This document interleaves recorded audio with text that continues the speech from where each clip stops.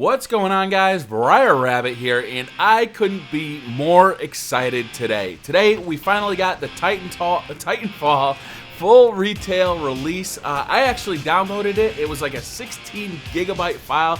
Woke up nice and early in the morning, downloaded it to my Xbox One, and started playing with it almost immediately, and I'm having a blast. So I love the new maps. I was getting a little bored with the two maps that were provided in the beta, and after this long wait, I feel like I feel refreshed, right? I'm so happy to be playing this game. It is super, super fun. I think what Respawn Entertainment has done here is made a game that win or lose, you're gonna have a great time because you always feel like you're contributing and you're always having fun, and I think it's amazing. I think it's an absolutely stunning game. I'm obviously playing it on the Xbox One. This level is Training Ground, so it's a similar level to the level that you played if you played the beta and you went through the training, which I think you had to do.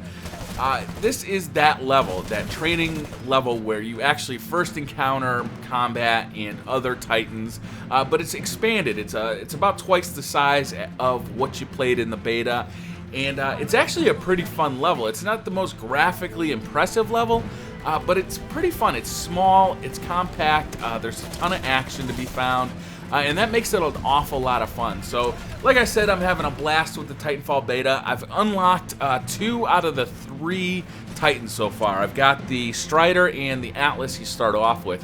The Strider is pretty fun. It's much faster, but it seems like it's going to be more of a skill-based Titan. Like, you're going to have to learn the strategies about evasion and how to really properly use the Strider. I've used the Ogre as well, and I find the Ogre is the easiest Titan to use just because it can soak up so much damage.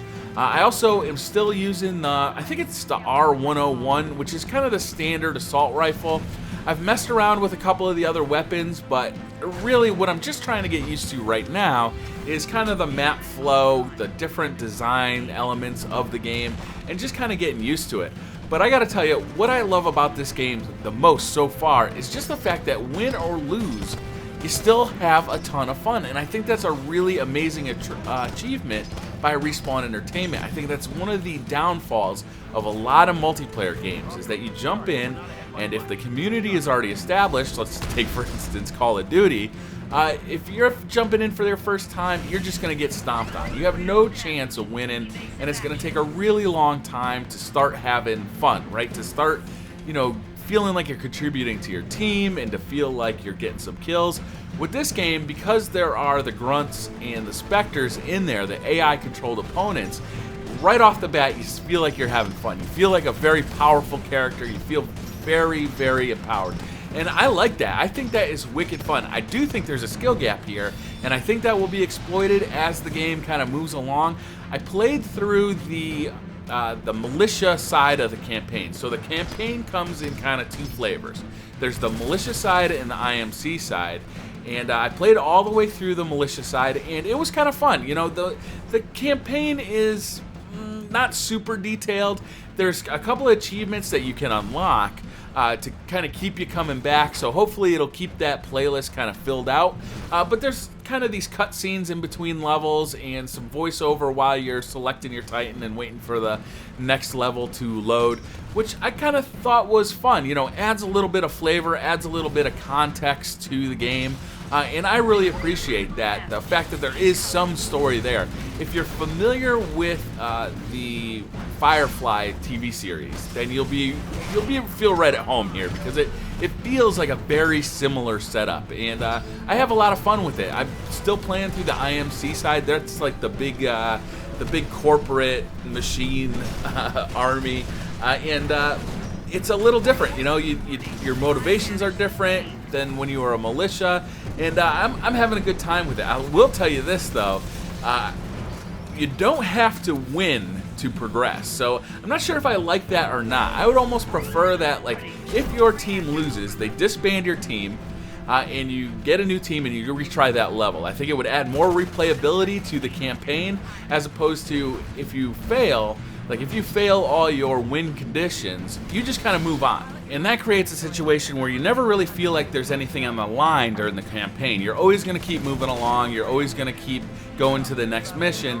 It'd be nice, I think, it'd be nice if they kind of added some real fail conditions, so that, like I said, if you fail your mission, your team gets disbanded and you just get ejected out of that lobby. You have to join a new lobby and you have to try again.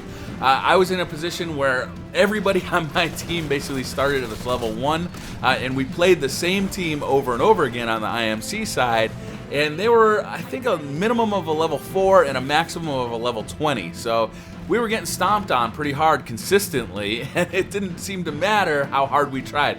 I think that a lot of the guys in that lobby were not familiar with first-person shooters, it seemed like.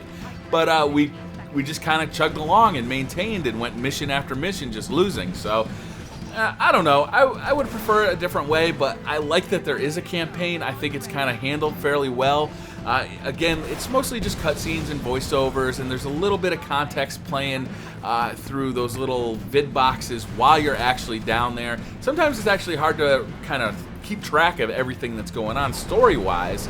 So that would that would increase the replayability, I think, is that you'll want to go back so you fully understand that story. You'll play it multiple times, and there are achievements that are tied to winning, so you'll want to, if you want to get all the achievements for the game, you'll have to go through the campaign and actually win every mission for each side, which is kind of cool. You know, that's a pretty solid task. Once you complete the campaign, you can actually go back and select any mission and play it over again, which is pretty cool. So yeah, I'm having a great time. I'm really enjoying kind of learning the new dynamics of Titanfall. It's nice to have the whole game unlocked and available. I'm starting to level up pretty quickly. I think I'm at a level 20 or so now. There's actually an achievement for getting to the max level. I think the max level is level 50. And if you do that by the end of March, you get a special achievement, which I don't know if that'll ever be available again. So that puts a little pressure on to get to that max level by the end of the month. But yeah, I'm having a ball. I'm really excited for this game. I hope that you guys are having a good time with it too. I feel the weapons are really balanced. I feel the Titans are really balanced. I feel like there's a lot to learn in this game. And that's the kind of thing that creates a long tail for me personally. As long as I always feel like there's something to get better at, and there's something to unlock, and there's ways to improve and, you know, keep getting better, then that's where the long tail comes from. That's how Call of Duty long tails for me, right? Is, you know, the first month or so is just learning the maps, learning, you know, how to use the weapons. The second month or so is just really kind of perfecting my game, and then the rest of that time is just really spent on kind of perfecting it, you know, getting as good as I can, getting the best scores I can, and really trying to improve as much as possible. I will tell you this, is while I feel like I'm pretty good at Call of Duty, those skills don't necessarily all translate over to Titanfall, especially in the mechs. I definitely feel like I'm a lot better as a pilot than I am as a mech, and I think that is going to really increase the replayability, like I said before. Learning the mech strategies, how to evade attacks, how to, you know, survive, how to deal as much damage as possible, as quickly as possible, how to keep the pilots from jumping on your back. You know, all of that stuff I think is really going to add to the replayability of this game, and I'm really having a good time learning it. I think that the Striker is going to end up being one of the most fun things in this game. I think it's going to take quite a bit of learning to really get good at it, to really get those strategies down. And I think that'll be a lot of fun. Like I said, though, the Ogre is just, it just soaks up so much damage. It's just the easiest one to use right now. The Atlas isn't too bad either, but I think it's really going to be kind of the middle of the road. The Ogre seems like it's the most powerful right now, but the Striker, it could be really good at kind of getting in, getting out really quick, dealing as much damage as you can really quickly, and that's an awful lot of fun too. So that is going to wrap up this video. Thank you very much for watching. I really appreciate it. Let me know in the comments what you guys are doing with Titanfall. Is this game really appealing to you? Is it a little bit boring? Do you like the mechs? Do you like mainly running around as a pilot? Do you like the other weapons? I've been messing around with the carbines and the submachine guns and even the shotgun, and I've been having a good time with it. So let me know down in the comments, and I'll see you guys next time. Bye.